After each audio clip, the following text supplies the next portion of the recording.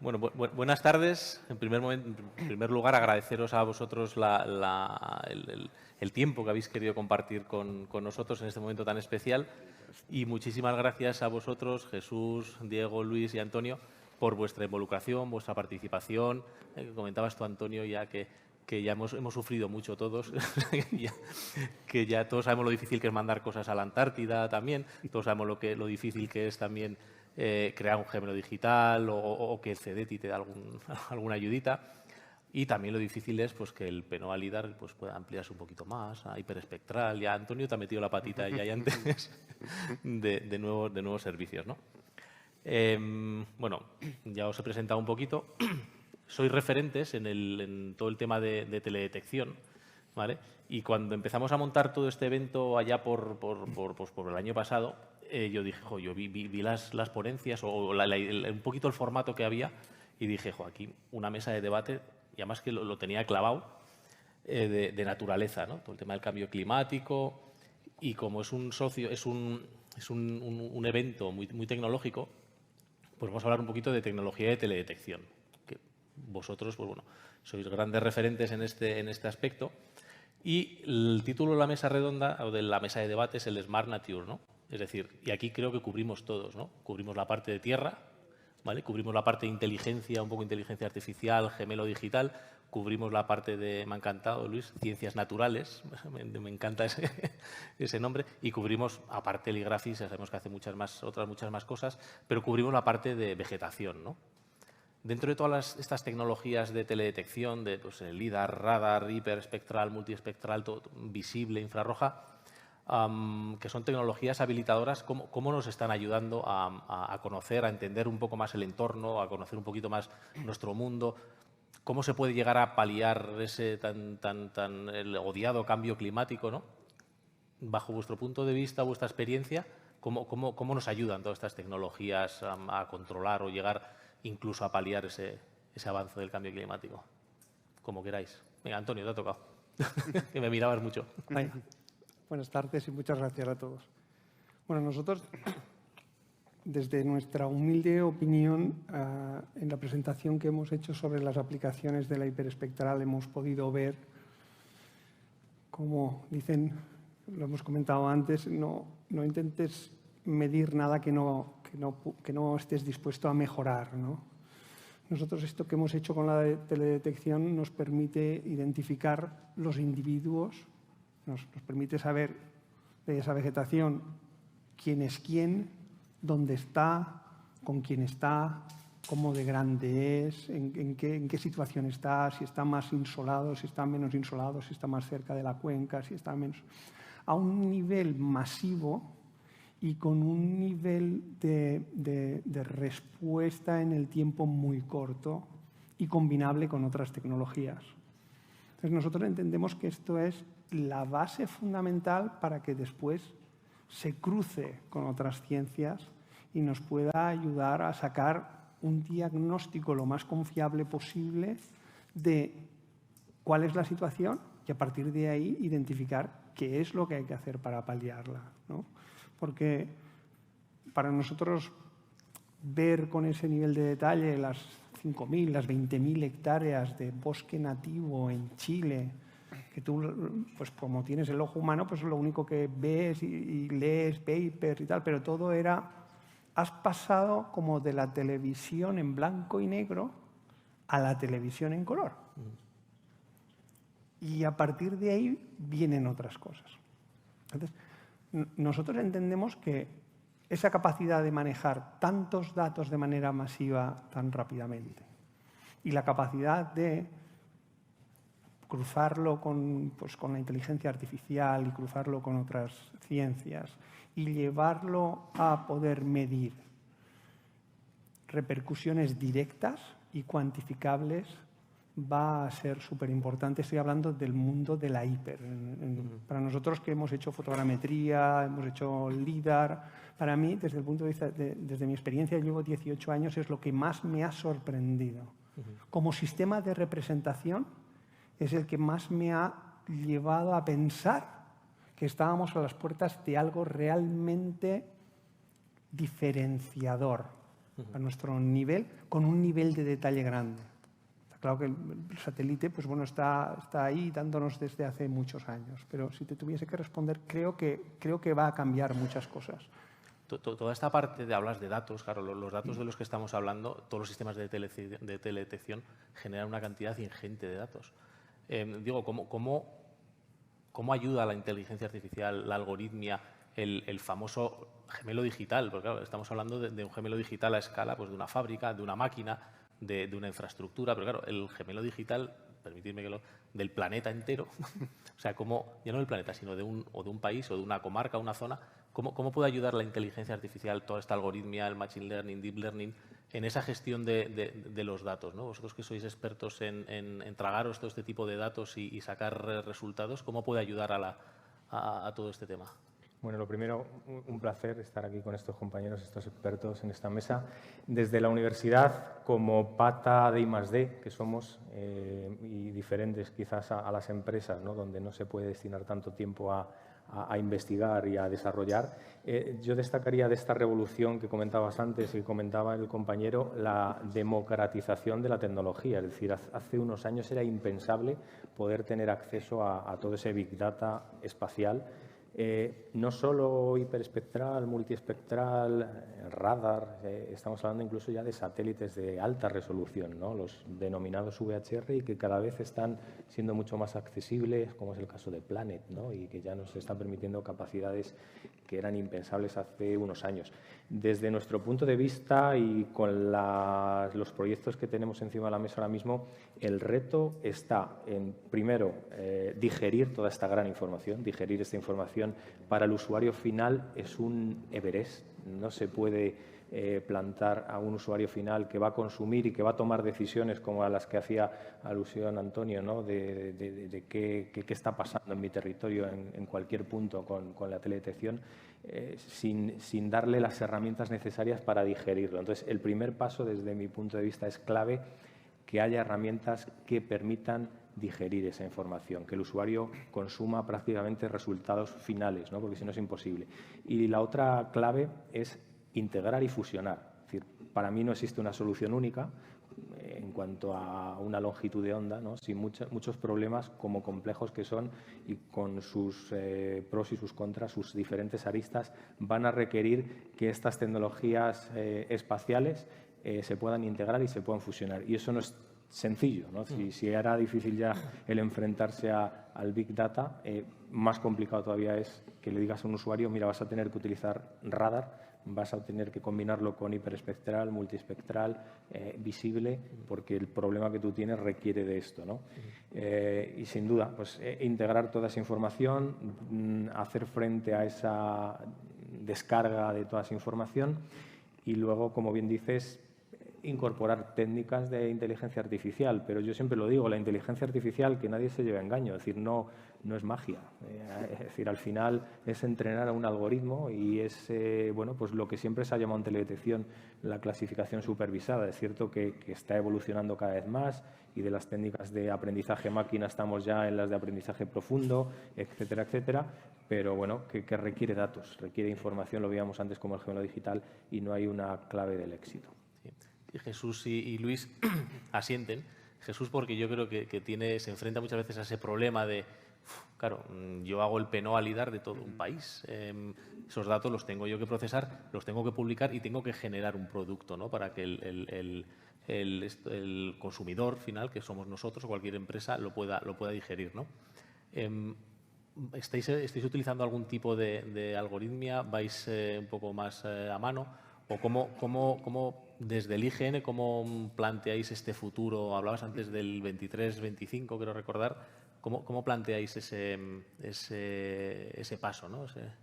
Fijaos, nosotros tenemos el problema que siempre hemos planteado mucho, no hemos centrado, bueno, históricamente, no tiene tanta historia el proyecto, en capturar. Hay que capturar y tener los datos. Pero, como decía él, no solo es capturar, hay que sacarle partido a ese dato. Y conforme la densidad aumenta, cada vez ves más y más elementos que muchos usuarios pueden sacarle partido. Entonces es cierto que te planteas, vale, esto hay que... ya lo de capturar es algo que está maduro, pero hay que invertir más en la parte de, en nuestro caso, procesado, que es la clasificación, la identificación de elementos. Y de hecho nosotros en este nuevo ciclo nos planteamos la inteligencia artificial, lo hemos estado analizando. El problema está que en imagen está más madura, en LIDAR mucha densidad, zonas concretas, empieza a madurar un poco, pero a gran escala todavía está muy incipiente. Entonces, de hecho, nos hemos reunido con otros países que llevan planes LIDAR y el mensaje de Holanda, Noruega, Finlandia fue muy bien, España, seguid adelante y ya nos contáis. Ya nos llamaréis. Y ya nos llamáis a ver cómo va todo. Entonces, a día de hoy es cierto que vamos a seguir, digamos, con lo que es la metodología tradicional, pero en paralelo estamos investigando Con un inteligencia ojo puesto artificial. Hemos hecho una prueba piloto relativamente pequeña, estamos en una consulta pública y queremos lanzar ya un expediente ya considerable de producción para ver, pero queremos estar seguros de que nos va a ofrecer lo mismo, porque la inteligencia artificial, digamos, funciona relativamente bien cuando lo haces en tu barrio, en tu pueblo, en una zona pequeñita, coges un mobile mapping y lo haces en una ciudad, pero yo me tengo que enfrentar a Murcia, a Cantabria, a Pirineos, a Castilla-La Mancha, Claro. Sensores diferentes, empresas diferentes, una empresa te da un dato mejor, otra te da un dato peor. Claro, no es un único entrenamiento. Ya. Entonces, bueno, pero al final es nuestra responsabilidad también el intentar sacar el mayor partido posible al dato. Bueno, nos quedamos con que estáis preparados para dar ese paso, ¿no? A ver si- Luis, tú que desde más cerca es el que más ha podido ver o palpar, ¿no? Comentabas en la conferencia tuya el tema de la Antártida. ¿Cómo crees tú? Digamos que me refería a eso porque es donde más se puede empezar a notar el cambio climático, el deshielo, glaciares y demás, ¿no? Tú que lo has palpado ahí, ¿cómo crees que a nivel de conocimiento, cómo nos ayuda toda esa tecnología de teledetección, LIDAR, hiperespectral en vuestro caso, cómo nos ayuda a conocer una zona tan recóndita y tan poco conocida del planeta y a poder llegar a paliar, ¿no? A paliar esos efectos del cambio climático? Bueno, en un entorno tan exigente como la Antártida solo hay dos posibilidades desde mi punto de vista, y es trabajar a escala de satélite o trabajar a escala de terreno. Y cuando me refiero a escala de terreno, me refiero pues, a espectrometría de campo, o trabajo tradicional de campo, o trabajo con sensores embarcados en UAS. Seguramente en un futuro estoy seguro que se podrá hacer, pero embarcar un hiperespectral en un avión y ir a volar a la Antártida pues debe ser complicado. Tú que tienes más experiencia, pues... Rodrigo igual se anima. Yo veo a Antonio con ganas, ¿eh?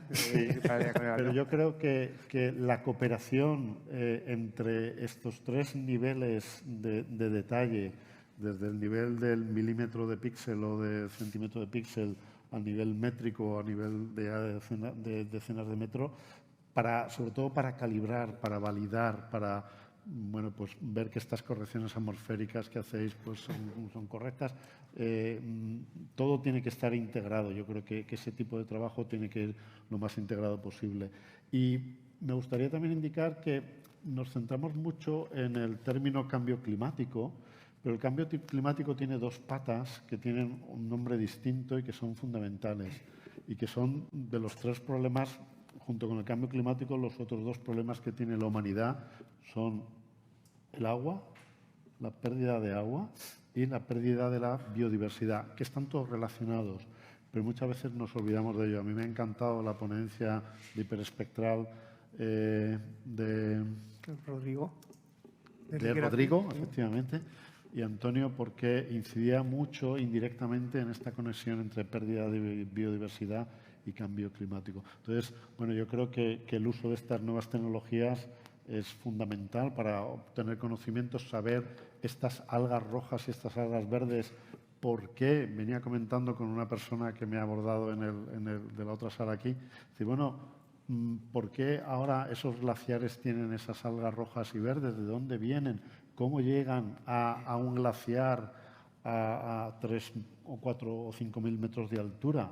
Y comentaba con él, digo, mira, no lo sé, pero lo más probable es que ese tipo de algas estén hibernando y que precisamente el cambio climático es lo que las está despertando. Y una de las cosas que se empieza a comprobar ahí en la Antártida es que en los periodos de invierno estas algas están refugiadas dentro del hielo, son extremófilas, pero cuando empieza el calentamiento, bueno, pues migran a la superficie, se quitan los flagelos porque ya no les hace falta, cambian los pigmentos de clorofila, generan carotenoides y bueno, pues encuentran un hábitat para vivir que es muy favorable. Y claro, eso está provocando una mayor fusión de los glaciares y por lo tanto, bueno, pues el cambio climático va a seguir acelerando este tipo de procesos. Una manera estupenda de estudiarlos pues son esos sensores remotos que puedas desplazar de una manera sencilla. Es verdad que parece que ir a la Antártida es complicado, pero bueno, realmente es una cuestión económica de bueno, pues tener buenas bases bien mantenidas, medios humanos y ir y hacer el trabajo que haga falta, ¿no? Entonces creo que el futuro es va alucinante cómo se comporta, ¿no? Cuando comentabas tú, Antonio, en la charla vuestra, nos sirve también para conocer cómo se comporta la vegetación ante este tema que, bueno, ha estado un poquito así dejado de la mano, ¿no? Pero tú comentabas, dice, bueno, pues estamos viendo que hay especies que antes estaban a X metros y ahora están migrando para arriba, ¿no? Es decir, pues porque necesitarán tener otras necesidades que solo las encuentran allí, ¿no? O sea, es bastante interesante. Yo lanzo una pregunta, ¿vale? Porque hablamos de Big Data, Deep Tech, Data Analytics, un montón de palabras nuevos, ¿no? Que llevan torpedeando en los últimos años. Y antes estaba en una charla de Smart Cities donde decían que el usuario final, el problema que tenía o el mayor miedo era qué se iba a hacer con estos datos, ¿no? Digo, hostia, ¿estamos preparados para esta ola de digitalización que ha venido, que se va a quedar, nos guste o no? Ya no tecnológicamente, porque yo creo que muchas veces la tecnología va por delante del ser humano, ¿no? Pero ¿estamos preparados socialmente para toda esta tecnología, esta inteligencia artificial? Ya no socialmente como personas, sino socialmente como organismos. O sea, la administración pública, por ejemplo, está preparada para todos estos lo que va a venir. Bueno, como el problema está, como dices, es una ola y va relacionado con lo anterior. Cada vez queremos como más datos, mayor resolución, mayor densidad, pero eso puede ser perjudicial porque hay que manejarlo. Y te encuentras puedes encontrarte con una cantidad de volumen que colapse y que realmente puede no ser necesario. Al final hay que adaptarse a esas necesidades y aprender a manejarlo y después también hay que tener en cuenta aspectos como que a veces ya no lo llegamos a plantear, todo el tema de privacidad, seguridad, cuando empiezas a alcanzar resoluciones de 2,5 centímetros. Es que ya ves todo. Y igual no puedes ver todo o no puedes publicar todo. ¿Y qué es lo que no puedes publicar? Viendo los datos que he enseñado antes de Segovia, claro, veías, por ejemplo, una terraza de una casa perfectamente. Y claro, y si hay una persona ahí desnuda, tomando el sol o, no sé, está cometiendo algo ilegal, ¿hasta qué punto somos responsables de ese dato? Tenemos que estar mirando todas las terrazas, todas las personas para quitar esa información. Claro, cuando aumenta esa información, entran otros factores o temas de seguridad. Claro, eso ya hay en las imágenes, hay que delimitar ciertas zonas. Al final son cosas muy, muy complejas. Oye, Antonio, ¿vosotros veis algún tipo de stopper? O sea, algún tipo de barrera psicológica, social o para la implementación de todo este tipo de...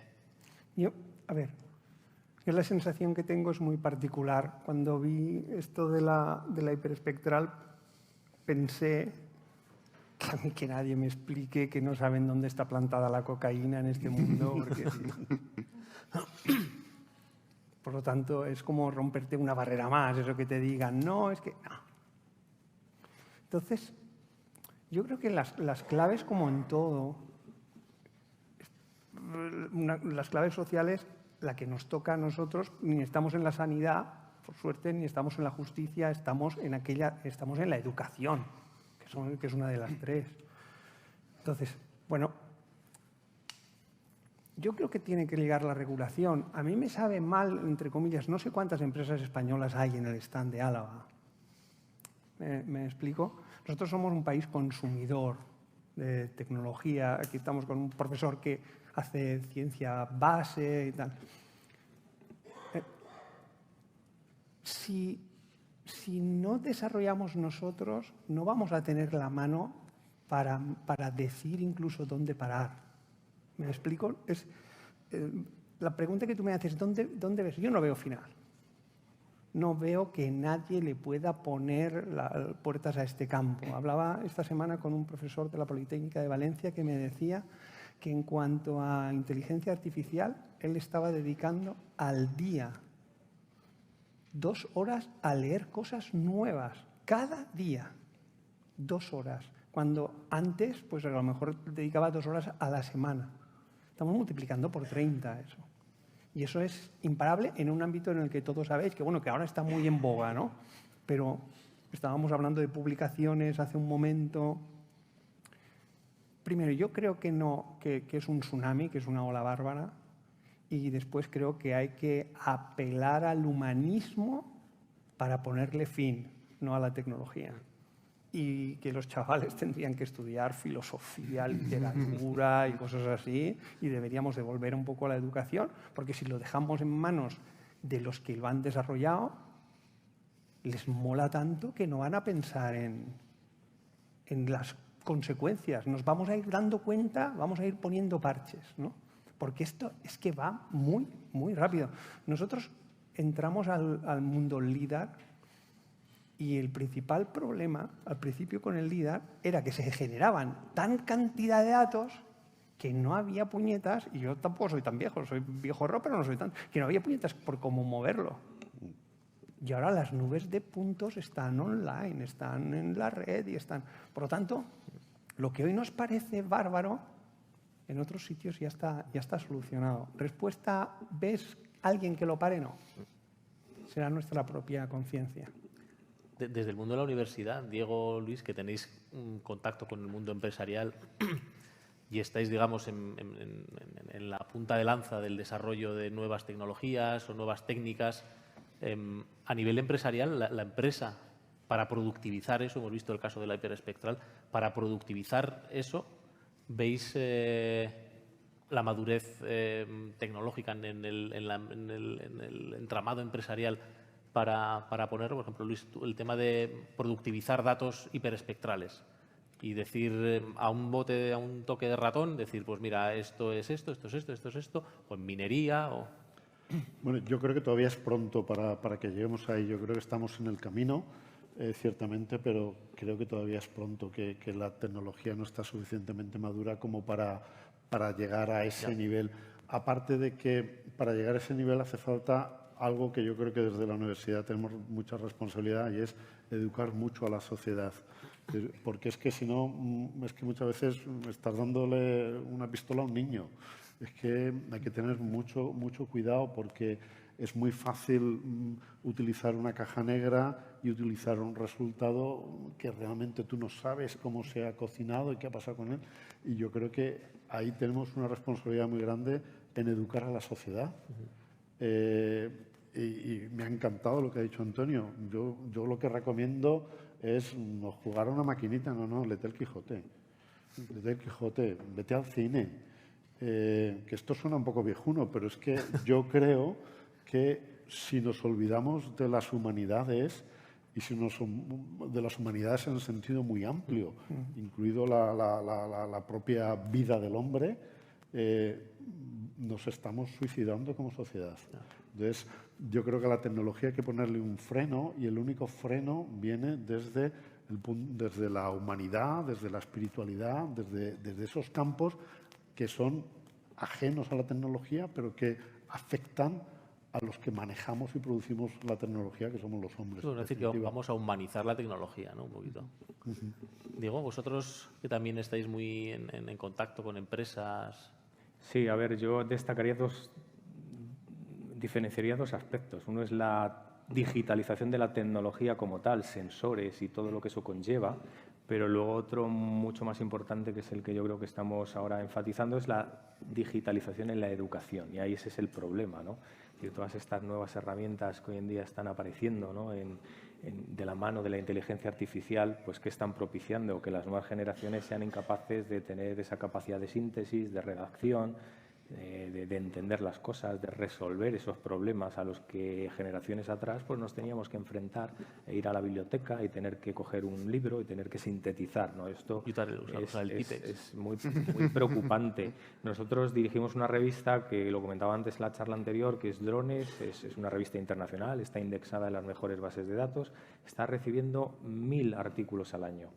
El gran problema ahora mismo al que se tiene que enfrentar Drones es la gran cantidad de papers que están generados con inteligencia artificial y con este tipo de herramientas. Claro, y lo estamos viendo en los medios de comunicación, ¿no? Científicos con una producción que no es normal, ¿no? Es decir, y lo hablaba hace poco con la gente del laboratorio, ¿no? Y decían algo como en el ciclismo, ¿no? En el ciclismo, pues bueno, existen determinadas ayudas, ¿no? Está claro que hay algunas que están reguladas y son válidas y otras no. Y empieza a considerarse que estas herramientas ya son un doping válido, ¿no? Es decir, que sin ellas vas a ser menos productivo. Entonces, eso te asusta, ¿no? Porque entonces ya estamos empezando a entrar en una espiral donde, cuidado, si ya lo que uno es capaz de producir con un equipo humano de personas, con esas capacidades transversales, con ese trabajo en equipo, todavía lo tenemos que fortalecer con herramientas de la mano de la inteligencia artificial para ser más competitivo, para ser más productivo, tenemos un problema, ¿eh? Bueno, problema tenemos porque hace un rato que esto está a cero ya. Bueno, otra vez muchas gracias, Luis, Antonio, Diego, Jesús. Muchas gracias a vosotros también por haber querido compartir con nosotros este momento y nos vemos no en los bares, pero en la cena que tenemos ahora o en lo del humor, ¿vale? Gracias. Muy bien, gracias.